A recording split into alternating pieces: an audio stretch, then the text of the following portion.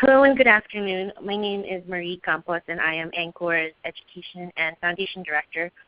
Welcome to the first webinar in the 2018 TASH ANCOR Employment Webinar Series. We're so happy to have you all joining us today and hopefully through the rest of the six-part webinar series. Our topic for today's presentation is the emerging landscape of integrated day services. Before we dive into the presentation, I'd like to cover some quick housekeeping reminders, tips, and also the introductions, especially for our new webinar participants. The webinar today is broadcast, the audio is broadcast through your computer speakers. So if you happen to run into difficulties with the audio, there are three things you can do. First is to just double check the connection and volume settings on your computer speakers. Sometimes that's the easiest is can address the problem. The other thing you can try to do is to refresh your internet browser connection. And then worst case, you can listen by phone. I'll provide a phone number in the chat box that you can use. So if you continue to run into issues later in the session, you can call in and listen by phone. We are holding a Q&A at the end of the presentation, and we'll ask you to submit your questions using the chat function. And then after the webinar, we will send instructions to all the event registrants on how to download the webinar recording slides. So please keep an eye out for that email from us. The sponsor for this webinar series are ANCOR and TASH. And so just to share a little bit about my organization, ANCOR is a national nonprofit trade association, and we advocate for over 1,400 private providers of services supports for about 1 million people with disabilities. Our members have a workforce of over 700,000 direct support professionals and staff, and on their behalf we provide a robust government relations presence at the federal level, educational sessions such as this webinar series, and member discounts on various IDD products and services. From our partners at TASH, we have Ruthie Marie Beckwith with us today. She's the Executive Director of TASH. And Ruthie, would you like to say a couple words? Yes, thank you, Marie, and I'm delighted that we are partners with ANCOR in this series. It's very timely as we move into proposed changes to integrated services that we continue to help people understand that employment can be available for everyone. TASH has been promoting full inclusion of people with significant disabilities since 1975. We have chapters in 16 states and really want to emphasize that we really focus on making sure inclusion, equity, and opportunity are available for all people with significant disabilities across the lifespan. And so we encourage you to find us on our website and to learn more about us. And thank you for participating in this session. And thank you, Cecily, Esme, and Laura and Donna for being our speakers today. Thank you, Ruthie. And actually, that's really great introduction to our presenters today. We have four presenters today. Esme Grant-Grewal is going to kick off today's webinar with a federal overview. For those who don't know Esme, she is ANCOR's Vice President of Government Relations, and she leads our work on all of our legislative and policy priorities and manages our organization's relationships with Congress and the administration. Following Esme will be Cecily Colson, who will discuss integrated day services experiences in Washington State. Cecily is the Executive Director of WISE, and she brings 25 years of experience in training, technical assistance, and leadership development in the field of competitive integrative employment. Cecily is also the current chair of the National TASH Employment Committee. And then from Washington State, we cross over to the other coast with a joint presentation by Laura Howell and Donna Retzlaff on Maryland's experience. Laura Howell is the Executive Director of the Maryland Association of Community Services. MACS is a statewide provider association of over 100 agencies that provide support to people with IDD. And as the Executive Director, she led MACS to support agency transformation and efforts to strengthen the DSP workforce. And joining her is Donna Retzlaff, who is the executive director of Springdale Center, a nonprofit agency that provides residential rehabilitation and supported employment services in Charles County, Maryland. In the last several years, Donna has focused on transforming supports to be more person-directed and integrated in the community. And so again, welcome to our 4 presenters, and thank you again for joining us today. And with that, Esme, I will turn this over to you to talk about the federal overview. Thanks, Marie, and I'm really excited to be on this webinar. I'm joining in partnership with TASH, a really tremendous organization that has done so much for people with disabilities for many, many decades. I'm joining you from Anchor. As Marie queued up, I am the VP of Government Relations. And we have some really terrific speakers on this webinar, so I don't want to take up too much of the time, but I wanted to give a federal overlay of this topic for not only this specific webinar, but also for the series. And hopefully you'll be joining us for the series and not just this individual webinar. So let me start with, it's funny, Anchor represents disability service providers and mostly in the adult population. So we mostly do adult services. But I really think that the topic that we're diving into starts while folks are in their youth and in fact while they are in primary and secondary education. And I was talking to one of our interns this summer who is actually getting her doctorate in special education and was sharing this perspective. So a shout out to Gabby Pickover from Anchor.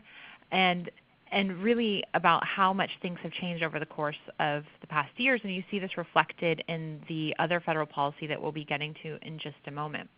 So what you're looking at here on this slide are statistics from the National Center for Education, and it's basically laying out how many students with disabilities are served within the general classroom, how many are in a separate classroom, and how many are in places like private schools or in a separate school, for example, for students with disabilities.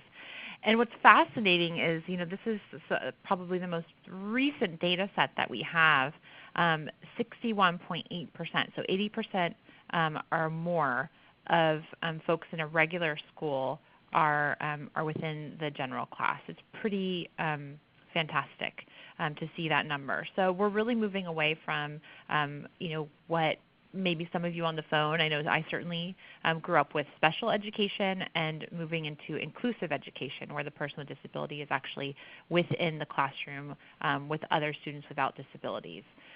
That's really set the expectations for not only parents, but also for the individuals with disabilities themselves, who have a real expectation of being integrated in all situations, social, work, etc. And we are seeing that feed into the federal policy now as these individuals that have gone through the system within the general classroom are now emerging adults going into work and into other day settings. So I also wanted to share with you at the front end a couple of other resources. The one that you're looking at right here is called the National Core Indicators, and that's a partnership that is done by NASDS, that's the National Association for DD Directors, and a group called HSRI. And the National Core Indicators that you might hear referred to as NCI data really looks at a set of outcomes for individuals with disabilities receiving services. And are they getting outside of, for example, if they're serviced in a group home, are they getting outside of that group home or the residence that they're living in?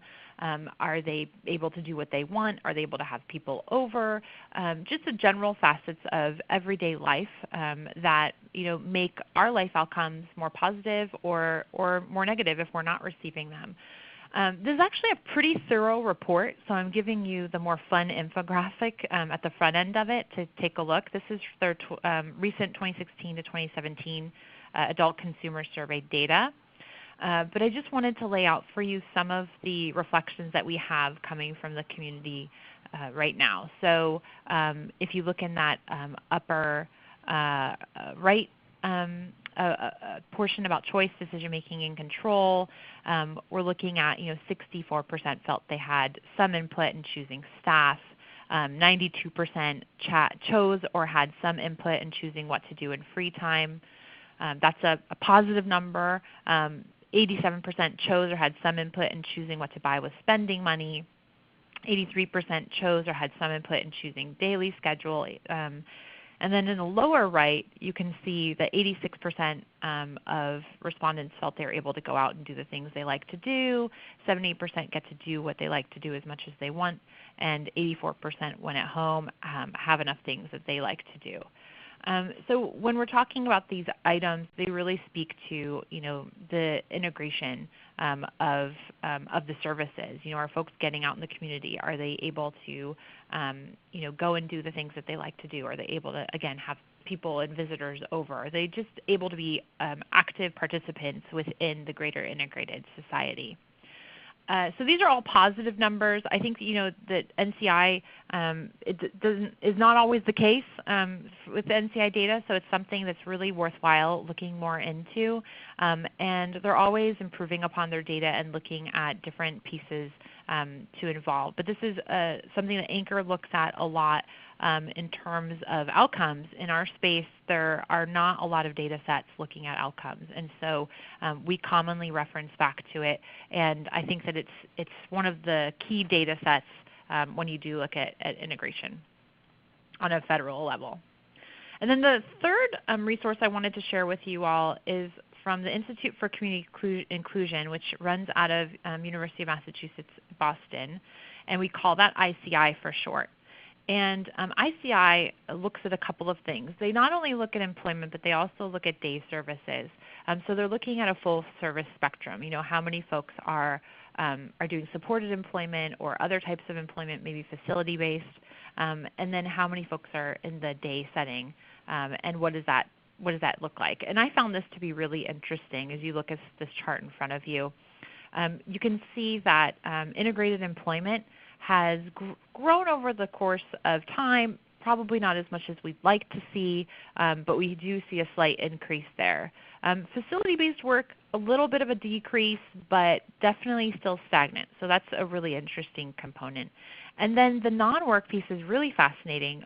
We're actually seeing more folks served in general under these services, under home and community-based services, but a larger portion of doing non-work. So that means that they are essentially in a day setting or receiving some sort of day service that's not related to work.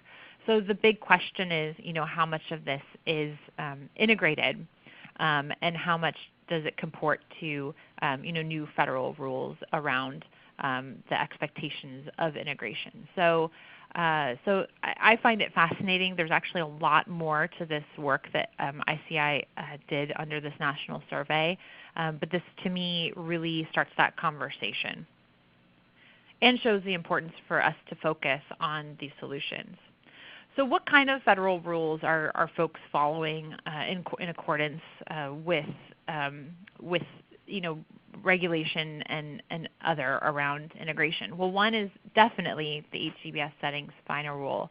This is the rule that came out of CMS in 2014. It had been developed over the course of several years.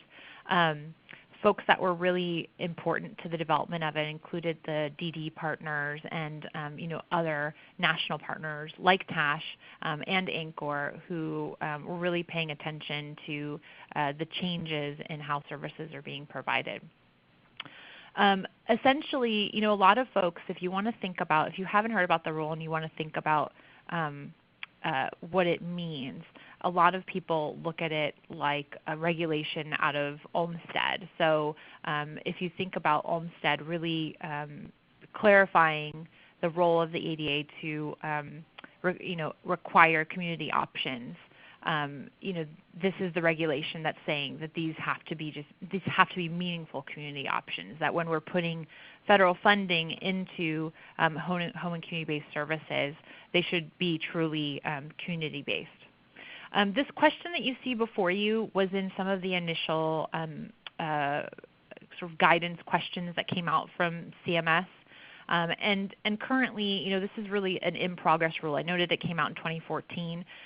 States are still working on finalizing, many of them are still working on finalizing their transition plans to get to compliance.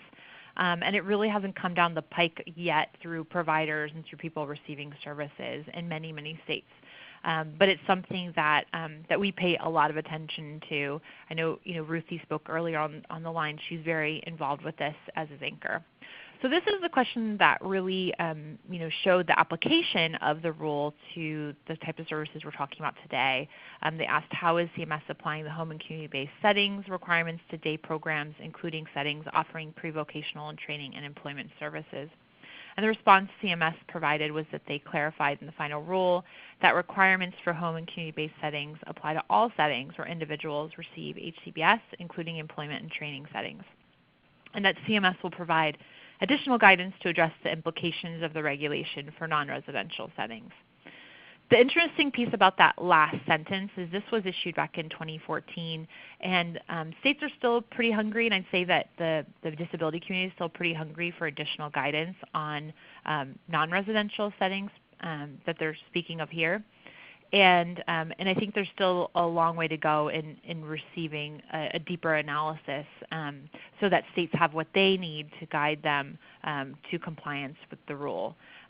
But again, it's a very, to CMS's credit, it's a very well thought out plan. They've extended the time period to 2022 for compliance, for at least good faith compliance. And so this is a long set plan as we transition what these settings look like.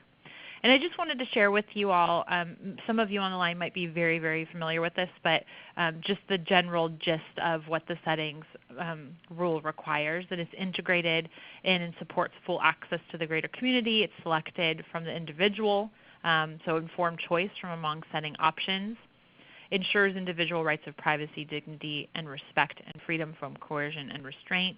It optimizes the individual's autonomy and independence, making life choices, and facilitates their choice regarding services and who provides them. There's much more to it, but that's truly a key theme of it in understanding the rule.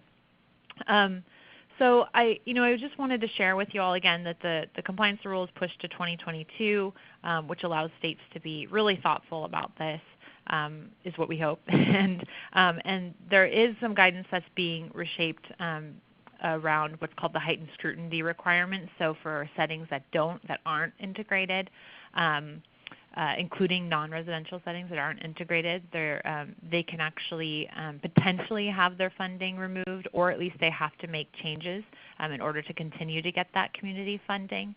And that guidance is expected out in the next month before a large conference here in the DC area. So we'll actually continue to see this rule develop, but I will say that when you talk about integration of services, the HCBS settings rule is a regulation that is just top of mind for folks. And then as I end here on just kind of the federal overlay, the Workforce Investment Opportunity Act is so relevant. I think it speaks back to what I was mentioning about folks coming out of their education systems now with these greater expectations of what's being offered. And even though it's employment focused, I think it really just in general speaks to those greater expectations. So you may have seen years ago where an individual coming out of special education was sort of going directly into a sheltered workshop program. And that was essentially where they might end up spending the duration of their adult life. WIOA really is a game changer, and it's a very large bill talking about a lot of workforce initiatives, not just disability specific, but it absorbed the Rehabilitation Act of 1973, which was one of the key disability civil rights acts. So I won't spend a lot of time on that now, but always worth a Google to look that up, and you can always reach out to me for more on that as well. So WIOA in 2014 absorbed that Rehabilitation Act and took on the disability work training pieces and requirements and a lot of the disability civil rights portions within it. So what it did was it looked at the Sheltered Workshop Program, or I should say the 14C, the 14C certificate program, which allows payment of some minimum wage to individuals with disabilities under the Fair Labor Standards Act, and it really switched it up. It said, you can no longer have this population between 14 to 24 with disabilities, coming out of education systems and going directly into a 14C program where they're, compensated minimum wage, sub-minimum wage for the duration of their life. Instead, they need to meet with vocational rehabilitation and career counselors. They need to be informed about there's several options that they have. There needs to be documentation. They've been counseled about several integrated employment options or other integrated day options. And then if that person does decide to go into a 14C program, that the career counselor is checking in with them first every 6 months within the first year, and then on an annual basis if they still want to be there. A slew of regulations has come out from the Department of Labor and Department of Education. Anchor and TASH have been really active on that front, and we continue to support those regulations as we know that there will be upcoming challenges to them. But bottom line is that WIOA was a very significant game changer in terms of integrated services, whether you're talking about employment or just day services in general. It just set a new tone legislatively for what individuals are expecting. And I think even though it took a very long time, and I was part of those discussions and difficult conversations. I'll frame it difficult. It was very, very difficult. It was just really fabulous to see the end result. So I am now a couple minutes overdue. I apologize because we do have such great speakers. So let me pass it off to our next presenter. I think it's you, Cecily. Yeah, I realized I had myself on mute there while you were speaking. So my apologies, Dawn. And good morning from the West Coast. And good afternoon to those of you that are on the East Coast. My name's Cecily, and I'm excited, really honored to be a part of this conversation today. I want to thank TASH and Anchor for including me in the panel today. Great stuff that you all were just hearing about, kind of what I like to say is the rules and regulations and policy framework of what we're all up to around employment nationwide right now. And I think my role in this is to shift you a little bit from the rules and regs and the container from which we operate and to start to think about what it looks like out in the community a little bit, especially out here for us in the Pacific Northwest. So I'll try and want you guys to all visualize some denim and fleece sort of image while we're talking here for the next 20 or 30 minutes. But it is sunny in Seattle today, and I think they write songs about that are country bits in case anybody wants to Google sunny in Seattle. So anyway, let's dive in a little bit here. I was thinking about the impact of the settings rules and of WIOA and how that's kind of rolled out here for us, especially in Washington State over the last several years. And one of the things that I think that I've heard from a lot of people in different parts of the country is just the construct that with any major legislation or any sort of rule shift or policy directions, we all experience some sort of a ripple of the feeling of change. And that's been the same for us out here in Washington. Even with a history in our state of working on competitive integrated employment really specifically for the last 30 years, there's still a lot of uncertainty and a lot of challenge with trying to truly actualize employment for everybody with an intellectual or developmental disability in our state. We're also doing some work in Oregon. I'm not going to focus on Oregon as much this morning, but primarily talk to you about a little bit of the history and foundation that's been built from Washington and spreading across the Pacific Northwest from an implementation standpoint. But I did want to start out with just saying the simple thing of acknowledging how we're all working on a cause that hasn't been totally figured out in terms of implementation. I've been doing supported employment, customized employment for about 25 years now, and it's just as interesting to me now as it was when I was an employment consultant and a job coach when I first started in my career in terms of trying to unlock all of the mystery sometimes it is to get from unemployed to employed for a large group of people. So one thing that we use to keep ourselves sane out west is that, well, all of these things may be changing around us, strategies, policies, rules, all of those sorts of things. We really, really work together, and we work very diligently to try and cement our work in our values and what we truly believe in, so that while everything's orbiting and maybe mysterious to us, that we actually have some common connection and common direction around our values. And put on a little bit of the classroom trainer hat when we're talking about employment services in our state in particular. These are the foundational values that we center everything on, whether it's your first day of work and in the employment field, or whether it's your day of work on the first day of your 30th year in our industry. We rely on our chirps, so to speak, out here. And so when I speak about some of our strategies and some of the framework here going forward, I want you all to think about these things, because for us, when we're talking about employment, what is so important is that we have some way to encompass all of these values for an individual that is receiving Medicaid service in our communities. And we feel really, really strongly that a job is the one service that will get at the heart of all of these values being a part of our lives as service providers, as well as those lives of the people that we serve and the lives of people in our community. And you all can see them in front of you, but I think it's really important when we think about objections and reasons why people don't end up employed in our systems and our structures. There's always an argument about competence and capability for people. And I think as we center our thinking and our souls in particular around competence, we presume competence in everyone in a place in the community. And health and safety isn't far from that. There's always arguments about is someone going to be safe, and is this going to be a healthy route for them? And I think if you want to dive deep into employment services and labor, you'll see that health and safety is a big deal in the employment community, the generic employment community. And so we really feel strongly that with a job, someone is healthier and they're safer going to work every day versus not.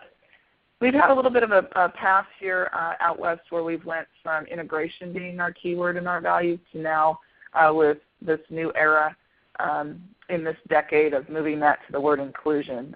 Integration to us for a long time was the effort or the path from which we went, that we were trying to integrate people. And really what we're trying to do now is we're trying to have a community that includes and values all of us. It's a slight shift, but I think an important one for us in the way that we're thinking about our foundation and the place we come from. Our relationships, you all know if you've been serving folks that relationships matter, both for service outcomes as well as they do for us in being able to do our jobs. And so relationships, those things actually make the rules work in a large governmental system. Without those things, we all can't be effective in our jobs if we don't know each other really well. And certainly on behalf of the people we serve, if they're in the community building relationships, then we know that contribution is going to be super important and our communities will be more inclusive. Thinking about power and choice, there's a lot of talk about choice in our regs. There's a lot of talk about choice in terms of what's right and what's wrong for folks. But when you think about employment as we go forward in this conversation today, I want you to think about choice being something that happens with a paycheck. So if we're helping people get jobs and they're making money and they have discretionary income, those are when we all have choices in our country. And so we really talk about power and choice a lot in our work as we focus on what's possible instead of what's not possible for people. And the last thing I'll hit on is the status and respect button, which is we're all seeking status and respect in the work that we do. And moving from unemployed to employed is a great vehicle for people to achieve status in their community and the respect for their contributions. So just remember the chirps if you remember nothing else from today from me, these sorts of things will help guide your work. They'll help guide us all in terms of how we're trying to expand what we do on behalf of the people that we serve, and truly trying to actualize the intent of WIOA and create settings that are meaningful for people. Next layer under this is if you all are chirping and you understand really how to apply those things. I won't spend a lot of time on knowing why we do what we do, but I do want to make one point that's been really kind of prevalent in the world that I've been walking in lately, and that's what's the utility and why do we have WIOA, and why do we have employment services, and why is employment important to us? And you know, I've put a few things down here for you to chew on, but I want you to think about all of us that are working on employment. The purpose of an employment program is to help people move out of poverty. And so if we have a whole system that's supposed to do that, with billions of dollars happening on that effort, let's start moving the needle. Let's start thinking about how are we moving people in that direction.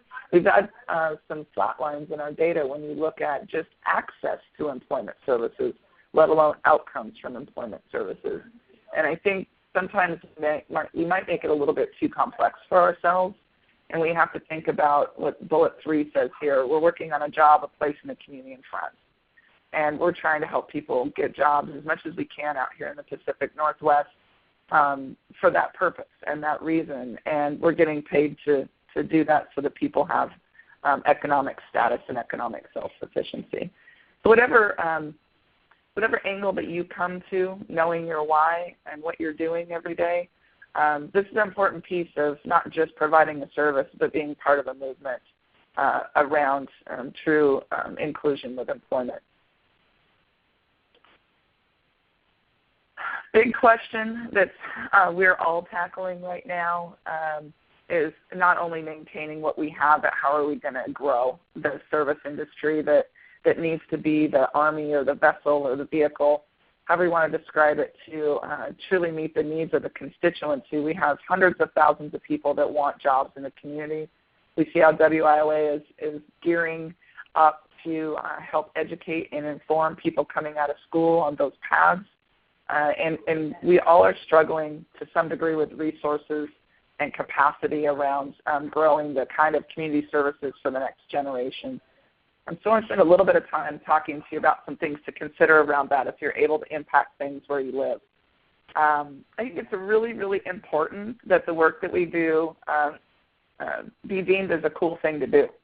And this is something I've been spending a lot of time talking about as the cool factor around communities. And this is a group of folks from Iowa, just so you know, and there's probably a lot of corn behind them somewhere. I just didn't take a picture of the corn. But these are all program managers and employment organizations across the state of Iowa getting together for a couple of days to really talk about building cultures in their organizations that we all want to belong to.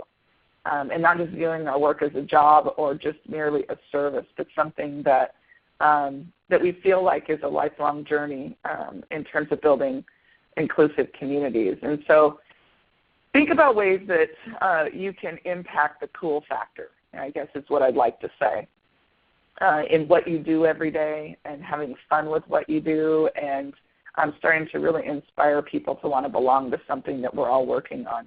I think this is an emotional piece of the work that we do, and sometimes during change processes or large systems change efforts in our country, we can get really bogged down in the details, and we can forget to have fun, and we can forget to spread joy in what we're doing and enroll people in what we're doing. So this is, for me, part of the essence and the energy that I think we all need to be creating so that we can build the services and the system that will help people thrive. Another piece that I think is really important for our framework for everyone to consider is that we hit on relationships and our values, and I spoke a little bit about it, both from helping people with disabilities build relationships, but I really want to challenge all of you to consider how you're building relationships in your work and what you do. You know, there's one thing to say that you want to do something. I put this statement in here. It's a great public statement that has been happening out here in some of the school projects in Washington State, in our School to Work. People getting together to say what is it that we're up to and why are we doing the work that we do. But it's one thing to put it on paper, and it's another thing to make it work, as I said earlier, like with WIOA. And so one of the things I think we all need to do is to really get to know what each other do, and we need to build more than just a fundamental knowledge of the services that are out there. We need to build really strong relationships so that we can partner together and make the rules work in a way that has enough flexibility and enough individuality to meet the unique needs of all the people that we're going to serve. So consider about, knowing why you do what you do, and also thinking about impacting the amount of trust that you have in your sphere of influence with people that are of value and of power and of possibility in the community. Let's see here. I switch my slide. Another thing for you all to think about around implementing or building the employment system is that there's some, I think these are features and elements that we have to have in place in states. For those of you that have capacity or the responsibility in your states to, from the governmental side of the aisle or from the leadership side of the aisle in organizations, I think that we have to invest in our workforce in a predictable fashion with at least at the bare minimum core training on the services that need to be provided. No thriving industry survives unless they understand the fundamentals of what they're trying to deliver and they practice them over time, all the time, so that everybody knows what the basics are. And I think that we're lacking in that in many, many areas across the country, and we're lacking in resources to pull that off. And we need not just money, but we need people to be delivering this kind of training. So we have to get out of our own silos and start working together to make sure that new people coming in to provide services feel really well equipped to do this work that's so important out in the community. I also think that our state leaders on all levels need to have goals that are very clear for everyone to be working on.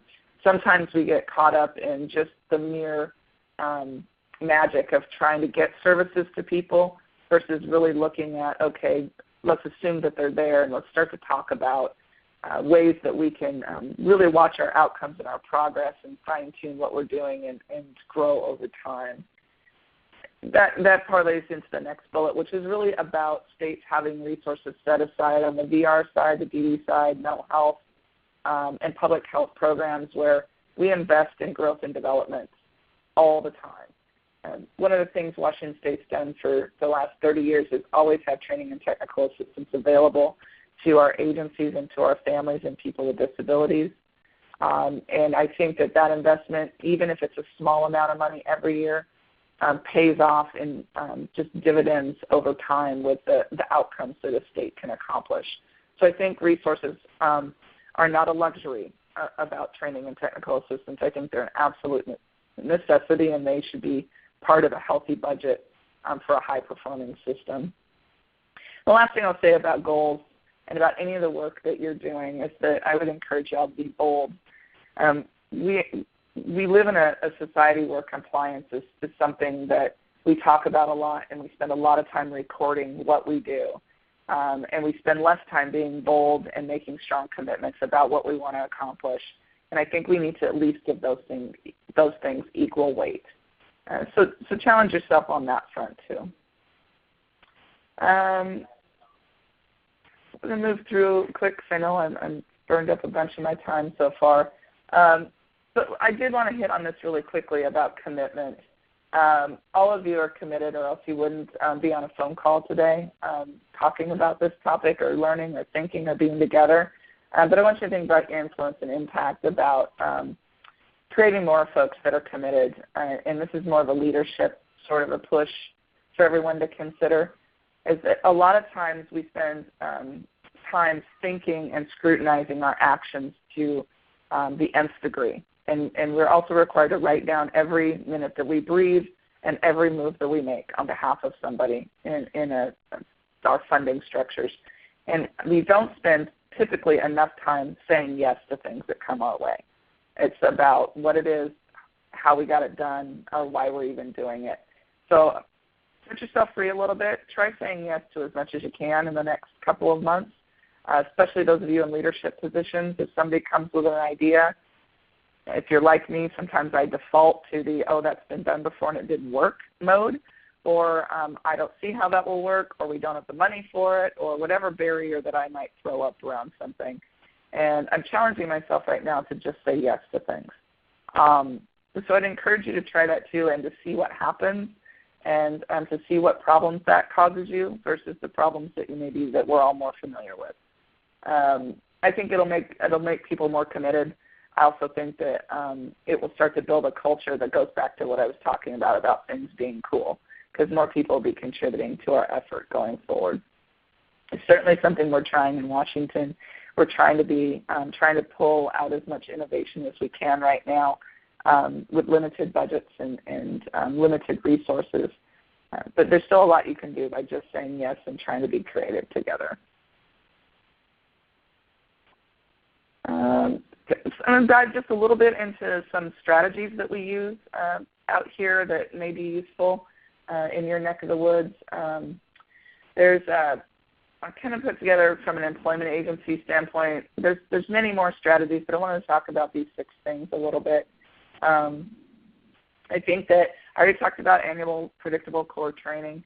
I think that if you are somebody that is able to influence this and impact this at an agency level, that needs to be happening inside our organizations, and it also needs to be happening across our states and our communities.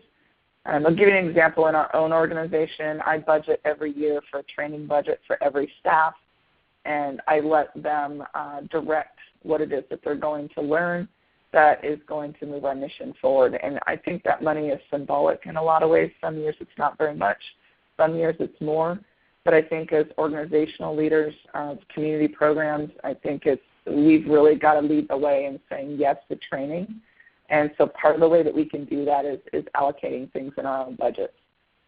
So let's start to consider that as association members and folks that are parts of larger groups. We should be having a theme about creating learning environments and cultures that will help people grow and thrive and bring other ideas into our organizations other than just those related to the things that we know around service delivery. There's a lot out there in the business community that we can learn from and bring into our own work.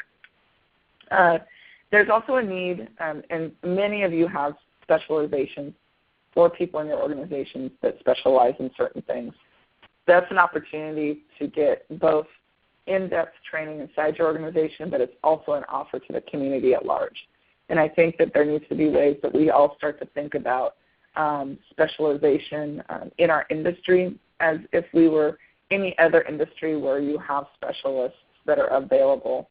Education, medical field, the crafts and trades, there's always specialists there.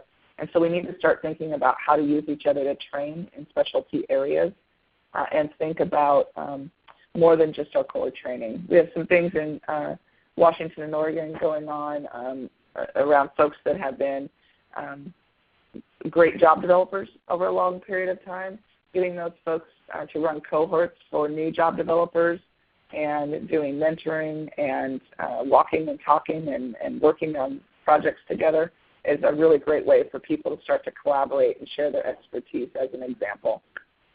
Another thing that I want to encourage for everyone, and these gatherings don't have to be something that are large events or conferences. They could simply be campfire chats like the Iowans were having there that I was showing earlier. I think that there needs to be a piece where we all as states start to look at how we gather people together and how we build relationships through co-learning and co-experience. A couple other things really quick. We have in Washington State in our waiver, it's called a secondary service called individual technical assistance. This allows agencies to help each other on certain cases, all under the Medicaid waiver. So, for instance, the staff here at WISE, we're a training and TA organization. We are able to partner with a job developer or a job coach on a certain case and receive waiver-funded reimbursement for our time in addition to the agency receiving funding to try and help save jobs, find jobs, work on discovery, work on person-centered planning, or provide assistive technology, information technology, resources or benefits, expertise. So it's a great service in the Washington waiver that I'd love to see scaled nationwide because I think it maximizes that concept of us having really good specialized people in our industry that can support growth in all organizations. I think it's really important to getting to the everyone working sort of goal that we all have.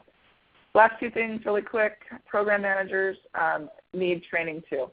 So if you are a really, really great employment service delivery person out in the field, chances are you're going to get promoted to be a program manager in our industry. And when you do, there's no core training for you.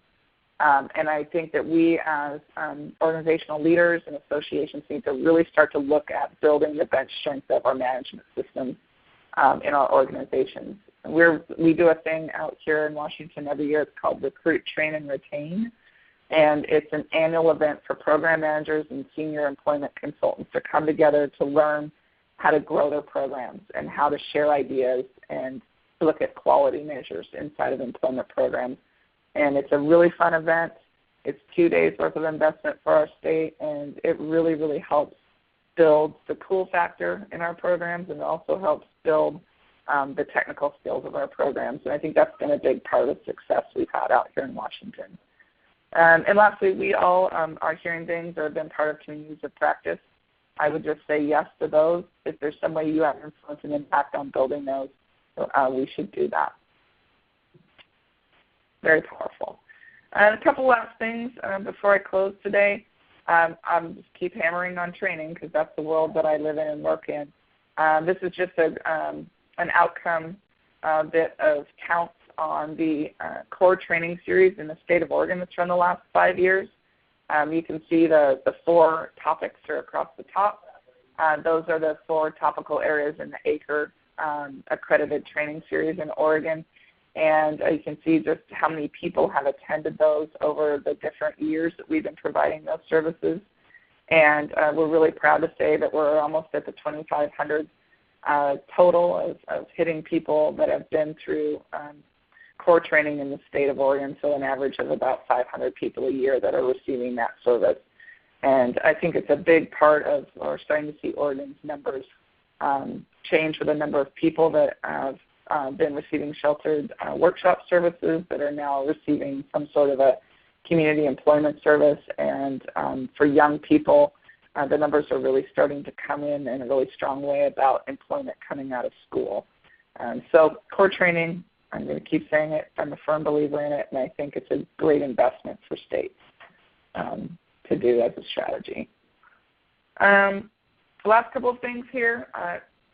Just to give you the juxtaposition between individual technical assistance that I said as a strategy, a really, really important one. I also think that there needs to be training in technical assistance money in general. I've said that once already. I'll say it again. That we have to look at, we're serving a broad array of individuals, and we need technical assistance to be available for all of us to be able to do our jobs and to meet the unique needs. And certainly our employment world, the business community, ever evolving and changing, and they change quicker than ever now. And having technical assistance available to all of us is a really important thing. Just sorry, I'm sensitive to my time. I think I have a couple more minutes. I did want to say a few things here as I come close to close. I think that we have to continue to understand what our policies and rules are from the federal down to the state level. But while we're doing that, I want us to make sure that we're really putting our focus on implementing whatever we know for sure. Because I think we're always going to be uncertain about what some of these rules mean. I think we can stop ourselves from making progress if we spend too much time seeking clarification and not enough time begging for forgiveness.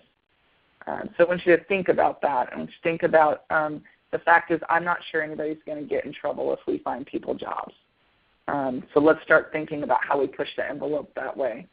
I think we also need to push and advocate for money for innovation. We just don't have enough of an advocacy effort right now on resources to evolve and innovate in our industry. And I'd really, really like to see us from the national association perspective start to think about it's not just about surviving, but it's about thriving. We should get really strong on asking what it is that we need, and we shouldn't be ashamed of that. I think sometimes we have to fight so hard to stay viable and valuable that we don't get to that point of looking for how do we grow and thrive. So it's just a little bit of a challenge for myself right now out west, and I'd love for us all to start to wrap our heads around that nationwide. I think we need to do a much better job of including families and self-advocates in that effort and that push on advocacy. I think that there's leadership opportunities all over the place, and we need to start opening doors for people to be a strong part of the conversation, stronger than ever right now. And, last but not least, it's inherent in the residential versus employment bullet here. I think that core training means that everybody's learning together. It's not that we're learning in silos about what service we provide. Our services are all very similar in that discovery has elements in all of the services. Job development skills are useful in every part of our service delivery system. And certainly we know that systematic instruction is a great thing for people to know whether they're serving somebody at home or whether they're serving somebody in the community or employment or inclusion services.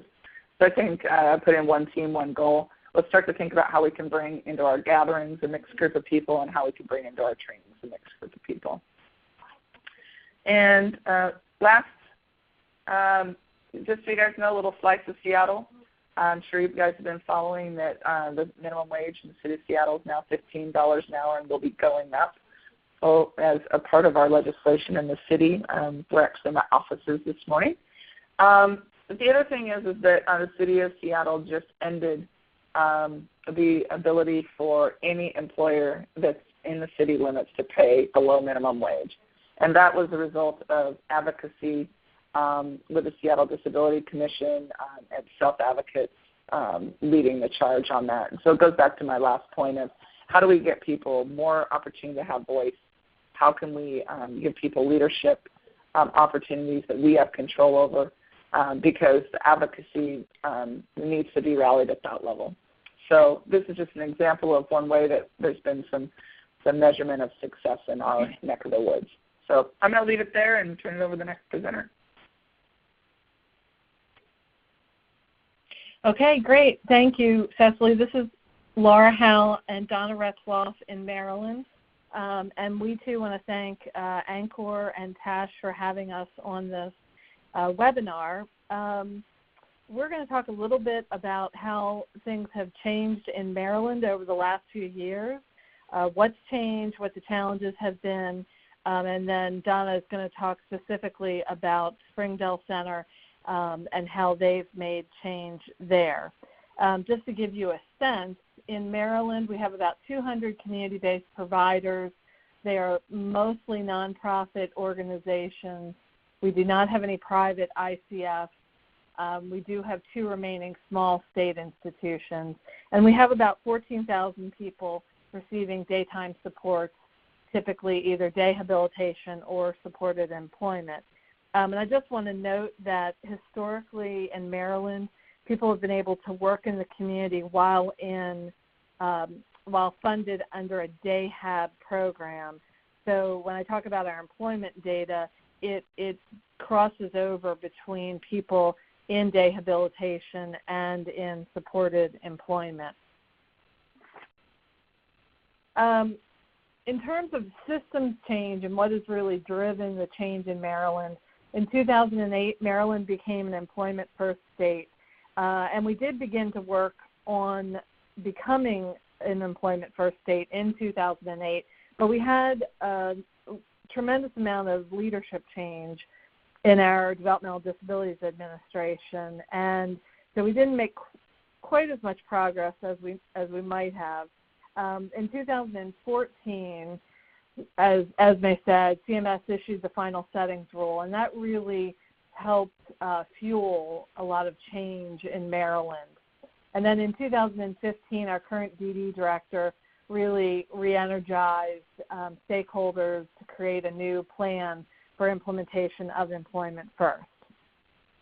In 2016, Maryland was the second state in the country to pass legislation phasing out subminimum wage for people with disabilities, and that legislation included a 4-year timeline for to discontinue subminimum wages. And it's really the combination of the final rule and the phase out of subminimum wage, I think, that has pushed a lot of change specifically in day programs to become much more community-based, integrated, included in the community for people receiving support as opposed to based in a building.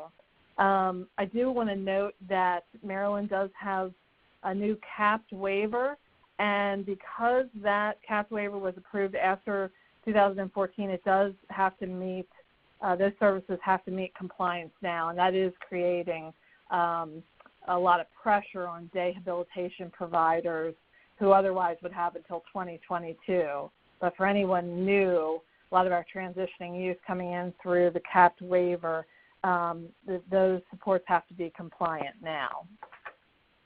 So how did we make change? As Cecily referenced, a lot of technical assistance came into Maryland through a lot of different avenues. Our Developmental Disabilities Administration brought the Delaware Leadership Institute to Maryland in a way that was a little different from the curriculum that takes place in Delaware, and it allowed agencies to bring a small team of their leaders to a week-long curriculum. Those agency leaders had to choose a project to move forward internally in their organization, and they were given opportunity during that week-long institute to work on that, in addition to a lot of other opportunities they had to learn from speakers who came in and from each other. We also, our Developmental Disabilities Administration has brought grant funding in. They've done a lot of partnering with other organizations to bring in funding to strengthen employment supports in particular.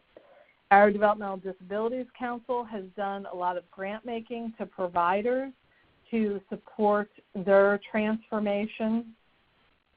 And then MACS, which is my organization, the Statewide Provider Association, has sponsored 2 agency transformation retreats that were pretty intensive opportunities for providers in Maryland to bring a larger team, between 10 and 20 people from throughout their organization. It was required that they bring a board member, their CEO, a direct support professional, someone who receives support, and to fill out their team to really have an opportunity to spend 3 days away from their organization talking about how they would make change. They had personal facilitators, and then we brought in state and local, state and national speakers to give them intensive, very personalized support as they went through that process. We also provide ongoing education and support to providers through typical things like conferences and training. To give you a sense of where we are in Maryland, you can see our data. I'm not going to read it to you. We have about 20% that spend some time volunteering, and this cuts across, again, all of our daytime supports. About 40% spend some time in the community in a non-work activity. And while it's not on here, we do know, because these numbers are duplicated, we do know that about 40% work in an unduplicated count. About 40% are working regardless of which type of support they're receiving. All right, now I am going to turn it over to Donna Retzloff to talk about her experience with her organization. Good afternoon, everyone, or for some of you, good morning. I'm very happy to be here to present what our agency has done. My role is to tell you a little bit about our agency's story and the how of how we got started to this change. We were very excited to see how we could change the landscape of our day services to that of community support. But I have to tell you, it was definitely a very scary process, a very scary thought, especially for me as the executive director, knowing I needed to lead this team. We are located in a rural area that is outside of Washington, D.C. We are very country. We've been a part of our community for over 50 years now. So we have watched services evolve over the last 50 years, and we've also watched our community change and evolve over the last, 50 years. We provide residential day habilitation, supported employment, and supports to over approximately 200 people. Traditionally, in our county, our agency is known as the agency that supports people with a high level of support needs, people who use wheelchairs, people who do not communicate with words, people who need one-to-one for staff support. Many of them have complex medical needs and could actually be relying on staff for total care, all care. I think this is what was initially our thought: how could we possibly do what we currently do in a building in the community? But we decided, it was about 2015, that we were going to become very aggressive in working towards this transformation and to be more person-directed.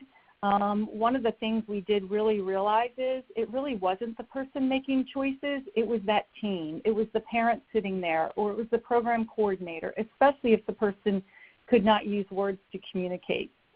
And then Max came forth with their wonderful opportunity for us to participate in a transformation retreat. And you had to actually apply for that retreat and be selected. So we were very excited to do that and to actually be selected, because at this point, the final settings rule was very overwhelming for us. But we knew we had to start the change somewhere. And so I would recommend to each one of you listening, if you haven't started the change or you're not very far advanced with the change, to seek out a resource that will help promote a retreat or team building with other organizations that have been moving forward. What I could tell you is that I truly did believe, as did a lot of the staff, that people could and should be supported in the community, and we wanted whatever they wanted. We just didn't know how to make that happen.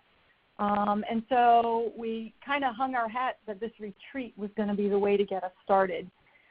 We knew it was going to be a great start when we had to have a board member, a parent, a person we supported, and direct support staff all as part of this team. So we chose this team. We developed this team from all facets of our organization, and this team became the team that led this progress, that led this change. In addition to that, we continued to look for grant funding so that we could bring in subject matter experts to help support all the aspects that were going to be needed with the change. We knew we did not have the expertise to do this alone, and I think admitting that right up front is what helped us start the process.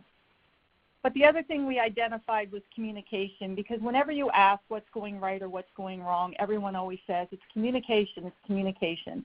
Nobody oftentimes knows what that definition of communication is, but it's the go-to.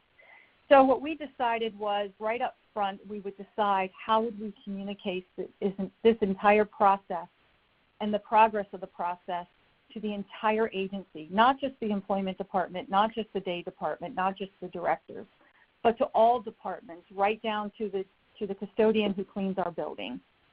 And so we put things in place as to how we would share that on a regular basis. And included in that was we were definitely going to share success stories, how people were getting out in the community, how people were making steps. We also worked with other providers who had secured grants themselves, and we became a part of their team for that grant. Or we worked with other providers when we would see they were doing something particular in the community. We weren't shy to pick up the phone and call them. They were not our competitors. We were all here for the same reason, and that was to make this change. So from that retreat, we came up with this vision that we wanted to bring back to the organization, and everybody, the 12 people who went, were so committed to this vision. And what was really cool about the vision was because they were from all aspects of our agency, all different departments, they were now going to bring this and filter it through the entire agency. It was not going to rely on myself or other directors to do that. But the most important key part of the vision that we decided on is that we were absolutely committed to being a community-first organization. We wanted people to have meaningful days, and we wanted that to include employment options, regardless of someone's disability. So our Maryland had moved forward with calling it an employment-first state. We had kind of taken a little different approach, and we're going to call it community-first within our organization as we presented to families and people that we supported. Sometimes the word employment is very scary to families that may have a daughter who needs total care. They really want to know, what in the world are you thinking that my daughter could possibly hold a job? So we decided to take the approach of community first. We want to do all the supports and services for your daughter in the community. And what sometimes they didn't really realize was employment is included in that community, and we would eventually get there. We wanted people that we support to actually love the full life they are living, not just do what other people ask them to do, but to love what they're doing. We wanted to make sure their plans were driven by them. And we were very honest in saying we have not done a good job over the last 50 years. We do what we think is best, or we do what professionals think the person needs, especially if they don't have a voice. We wanted people to create empowering experiences and that they have a person-driven circle of supports. It was no longer going to be just the paid staff at the agency. It's going to take a little bit of work, but we were going to reach out to find them other support. And that the people have a personal and collective ownership of their lives. It is their life, and they should live it the way they want it, even though it may not be something we would exactly agree with. And that there are community partners who are engaged and supported by the mission. This goes back to what one of the earlier presenters said. We knew we were going to have to educate them, and we were going to have to include them in this transformation. And what we decided as part of at this retreat was, it was actually kind of simple, and we never really thought about it. We just needed to start inviting them. And once we started doing that, things really started to open up for us in terms of churches, civic groups, neighborhoods, businesses, clubs. But we had never really reached out to them. And once we did that, opportunities started coming. Then we had a lot of thoughts that came out of it, and I kind of just put three of the most important thoughts here. It needed to be a strong, tangible culture and policies that led to quality community support. What this meant was we were all committed to the community. We needed an agency that knew what we do in the building now needs to take place in the community to start, and then that would open up all the doors of everything else that could take place in the community. And that we were all committed to doing that. We also knew very strongly that communication needed to lead to understanding and collaboration with people who receive supports and their families. We needed to really instill in them the whole concept about person-centered planning, and that we truly wanted to do what the person we supported and their families wanted. And then we wanted to ask the question, why here in our building? Why not in the community? If we're doing movement and wellness in our building, why can't Joe just go join the gym? And it's something we hadn't really thought about before. We wanted to make sure that employees truly believed in what we were doing. And employees that seemed to have hesitation or just couldn't get past the part that someone was in a wheelchair or needed to have a lift to be changed, and where would that happen, we would have group think tank sessions where people could come in. We'd hold a morning, we'd hold an afternoon, where they could just come in and ask any question they wanted to ask with this transition team that had been put together from the conference. We found that to be very, very helpful. Also, when those teams came back from the conference and would meet, they would do team minutes, and those minutes would be distributed to the entire organization. There were no secrets. One of the other things we knew was lurking all over was challenges. And so we started talking about those. And the biggest challenge that seemed to come about was we were always thinking about somebody's disability, and the very, very first thing that came about was personal care. We support over 50 people that are in wheelchairs and who need to be changed, who have, most of them use lifts. Some people are two-person. And so that was always the easiest thing for anybody to throw on the table as a reason why community might not work. But then we started saying, okay, the doors will be closed tomorrow. Not literally, but that was the thought process everyone had to have. So now where will you have a place of dignity that Joe could be changed? Ideas started coming out. Could we take Joe back to his house? Could he volunteer at a hospital or a nursing home or a community center where we already know they change people, or they may have separate private rooms that we could use? We started developing a list of restrooms in the community that were handicap accessible, so staff would already know that before they left. We started developing a list of places in the community that had family restrooms. So when it is the female staff who's taking Joe out, she doesn't have to take Joe in the ladies' room. They can go in the family restroom.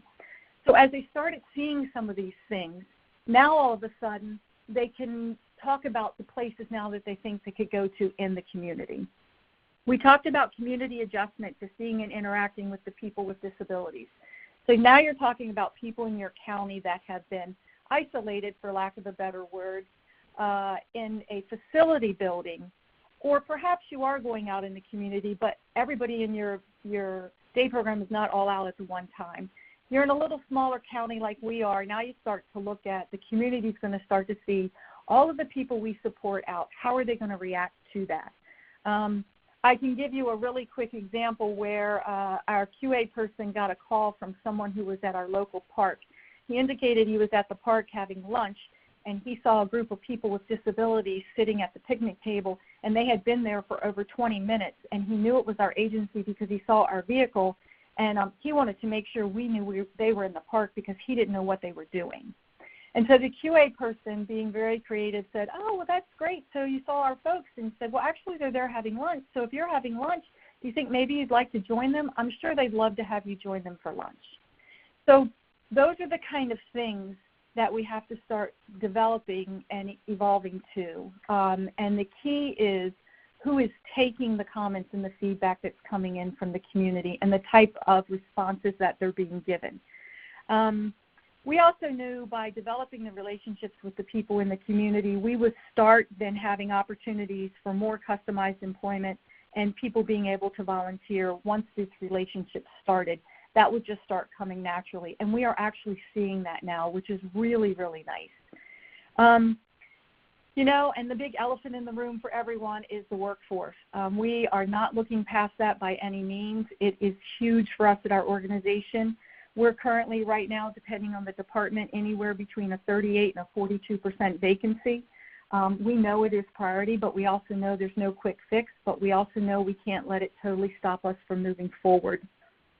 We also know that with the workforce, we need this transition from a congregate caregiving model to independent community support. Right now, most of us have a lot of caregivers that we've hired, but now we're asking them to potentially be business people. Go out and represent yourself and the people that you're supporting in the community. It's a different caliber of training for that, and so we know we have to go through that. Staff are used to having staff all around them in a day program. In the community, they don't. They have the people they're supporting and themselves. So it is a change for them. We also know now we need to really start matching staff with people based on a person's interests.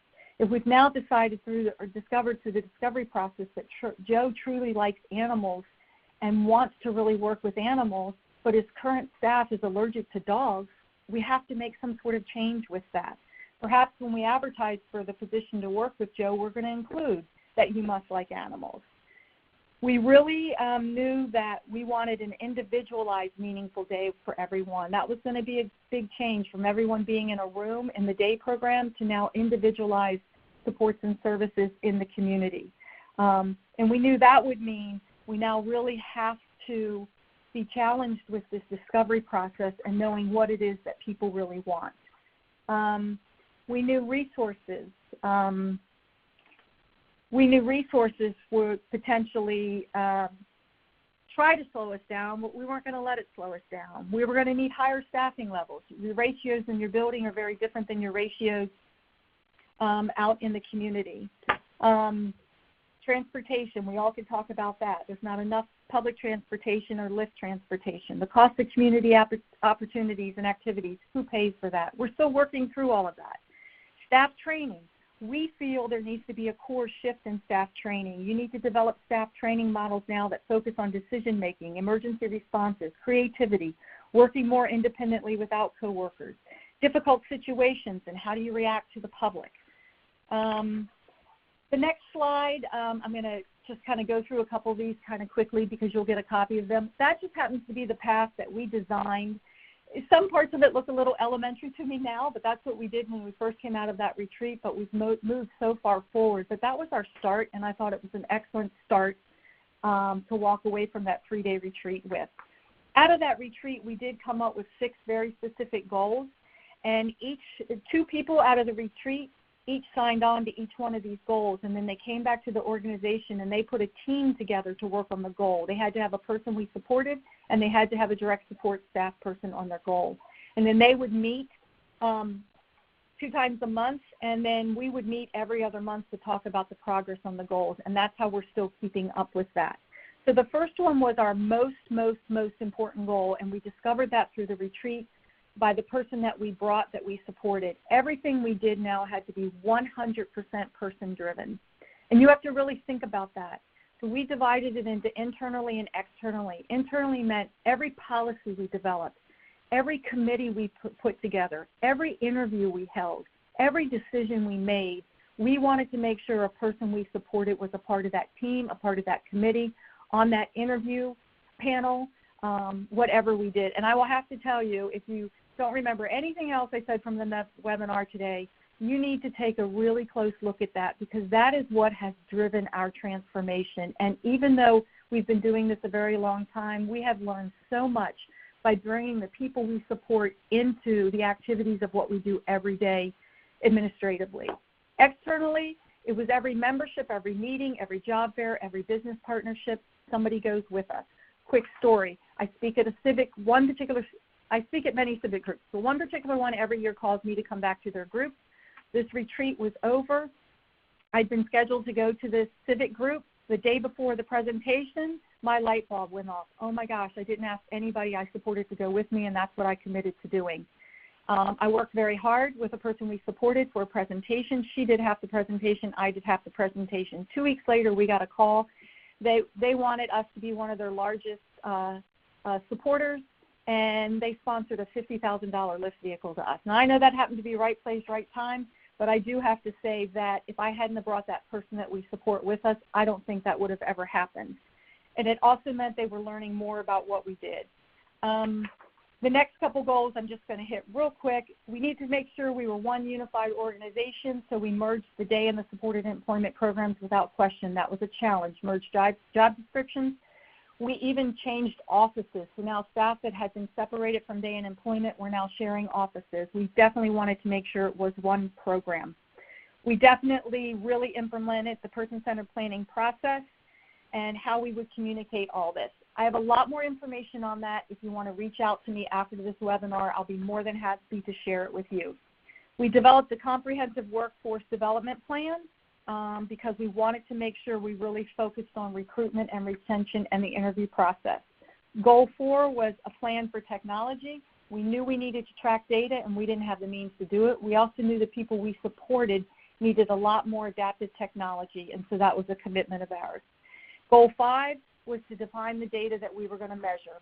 Again, I can talk about this another time if you want to give me a call about this, but we really took a lot of time in looking at how often do people currently get out in the community, and what are they doing, and does it tie back to the person-centered plan? We started that data 2 years ago, and now we're looking at it now, and we can see the progress is tremendous. And also provide a person-centered community and employment plan for everyone, regardless of their disability. It shouldn't be that anyone cannot go out and access the community. Everyone should, and that's what these notes are telling about. So I want to tell you a really, really quick story. Now, this is Donna, one of many success stories. It's not me, Donna, but it's the person we support, Donna. Look in the back left of that picture, and you'll see Donna. She has a headset on. Donna is a 54-year-old woman with cerebral palsy who's been supported in our day program. I'm embarrassed to tell you, 25-plus years. She has labored speech, a speech impediment, limited to no use of her arms, no use of her legs. Her legs don't even bend. She has to be changed. She has to be fed. Medications have to be given to her, and someone has to move her wheelchair for her at this point. However, she's very sweet. She's very kind, and over the years, I guarantee you she has told us things that she has wanted to do. But I also guarantee you her disabilities have gotten in our way because we've never really thought about doing it in the community. When we talk to all the people we support about this transformation and moving forward, and that we wanted to do it one person at a time, after that meeting with all the people we supported, she came up to me and said, "Why not me? It's time for me." So we decided it was definitely time for Donna. So to fast forward a bit, we did the discovery process with her. We always knew she loved painting. We always knew she loved kids. We always knew she loved speaking, and we always knew she loved elderly people. And we finally figured out how to put that together. She now uses her head stick for painting, and she does painting for preschoolers. What you don't see is they all had hard hats on, and there was a paint stick attached to their hard hat, and they had the option to paint with the paint stick or to paint with a regular paintbrush. You see the hats that are sitting there on the table, they all elected to use the hat. They never saw her wheelchair. They never noticed her disability. They just wanted to paint. She's also now a companion care for some elderly people in a rehab center. Initially, we had no idea how we'd change her at the rehab center because they wouldn't allow us to use their Hoya lift or bring ours. 3 months later, I'm happy to say, she now has her own personal Hoya lift that is located at their center. So she does not need to leave that site, go home, get changed, and come back. So I know I'm out of time, and you probably have some questions. So thank you for letting me share the story, and feel free to contact if you have more questions. Okay, we're going to skip over the last couple of slides so to leave time for questions. Yes, we do, and thank you so much. Folks, if you have questions for presenters, we have about a few minutes to tackle a couple of them here. So send them by chat. And our first question for you folks, do you guys have MCOs in Washington and Maryland? We do not in Maryland. And we don't, Maryland or Washington, I don't think either one of us do. On the mental health side, but not on the DD side for us.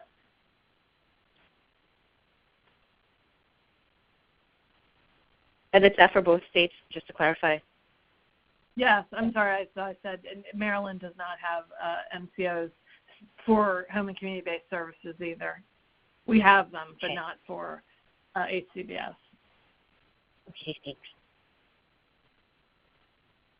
Any other questions from the group? If you do, send them through the chat box. In the meantime, I just put up the slide with the email addresses for all of our presenters so that if you want to reach out to them directly, Donna referenced that she has additional resources that she'd be happy to share. You can reach to her directly, and then we've mentioned earlier in the call that we would send out the slides and the recording to everybody after today's event. We have another question. This one's for Cecily. You talked a lot about employment as a goal. What do you see as an appropriate role for non-work activities? I always try to think of things in as typical a way as possible. I think that we all have non-work activities in our lives, and if I had my pure employment zealot hat on, I'd say that more employment means more non-work activities for me personally. So the more I advance in my career, the greater access I have to those things. But on a formal sense inside of our system, I think that the approach needs to be the same. It's highly individualized, tailored to the support someone needs in the community and in places that the person wants to be. So I think what we're trying to do is train the workforce to deliver those outcomes regardless of whether they're working on non-work outcomes or work outcomes.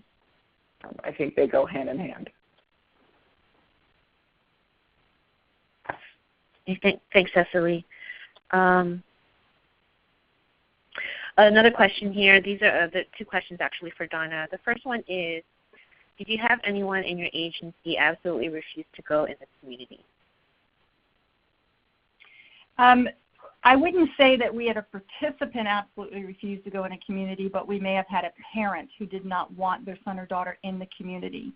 And I think it's because initially they kept thinking about employment. And so then when we took the softer approach just about the community, this one particular parent, we asked what their daughter likes to do at home, and they didn't come up with a whole lot. And I said, well, do they have pets? And she said, yes, she has a dog that she loves. And I said, well, would you be okay if we went to the Humane Society and they could just look at the pets or walk the dogs? Absolutely, that's not a problem.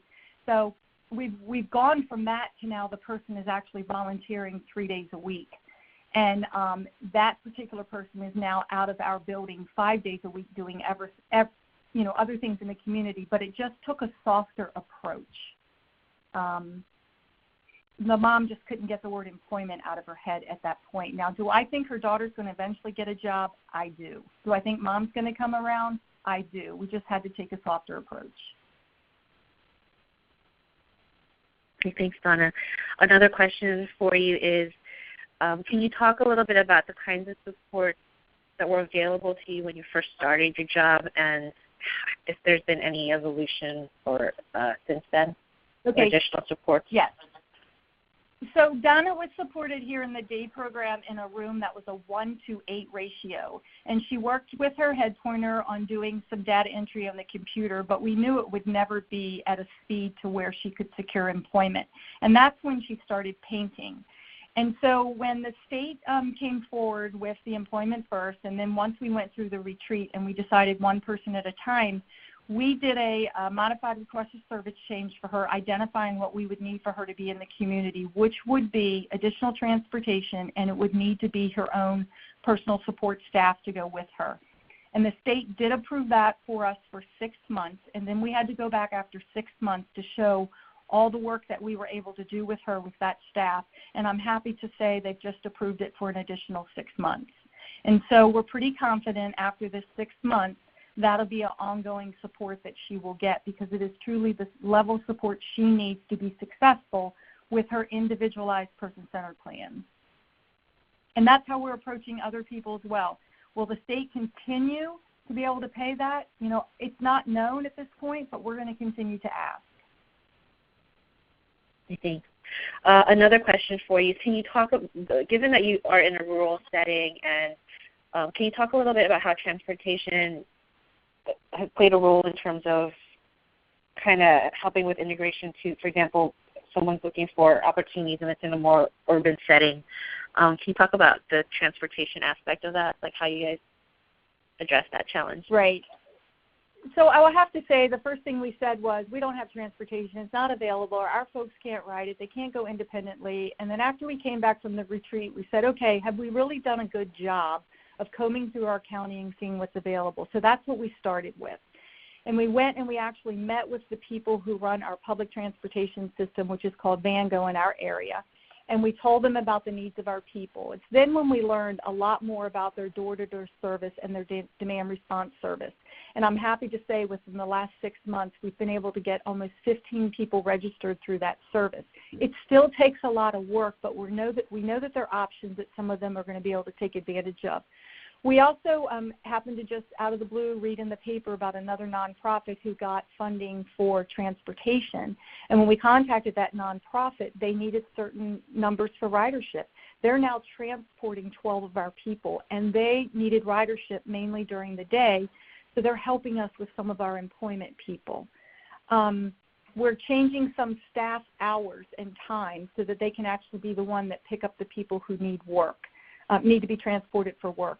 Uber's not a really big thing in our area right now, nor is it really affordable for our folks, nor can they ride independently, so we're still looking at that. What I would just say is keep digging, and that's what we're doing. There are things out there. You just have to find them. Thank you. And I think we have a question for one last question for you guys, time for one last question. do you set up benefits? Do you set up a benefit summary and analysis report before the person goes in the community to get a job? I think this is for Cecily in Washington and Donna in Maryland. Go ahead, Donna, and I'll follow. We will take a look at that with them, and if they have families involved, and we will discuss it, because a lot of times that's a barrier that will come from a family first, is them losing benefits. We don't do a summary report yet. We're not quite there, though we know that's exactly where we're headed. There are other provider agencies in Maryland that are currently doing that. Yeah, I'd say primarily in Washington there's a cursory look at the agency level, and that varies on the capacity of the agency. Some have more capacity internally to do this than others, as well as a little bit of a touch of possibility with our VR system. But this is a huge area of need in Washington State for this year, July through June. We're looking at rebuilding our benefits support network that has gone away in the last 5 years. I don't know how to say it. We just don't have it anymore. So we're going to be working hard to rebuild and get that service more available, both internal to agencies as well as external to agencies. Thank you. And with that, unfortunately, I think we've run out of time. There's maybe a handful of questions in the chat that we'll try to address offline, and then send the answers to that by email at a later point. But I just wanted to take the time at this point to thank everybody, thank our presenters, and thank all of you, our participants, for joining us on today's webinar. We are going to send out the webinar recording and the presentation slides, and also the transcript from the real-time captioning to everybody. It'll take us a couple of days to pull all the materials together, but keep an eye out for an email from ANCOR with instructions on how to download. And with that, thank you again, Esme, Cecily, Laura, and Donna, for your time today and for sharing your experiences with our group. Have a great day, everybody. Thank you. Thanks.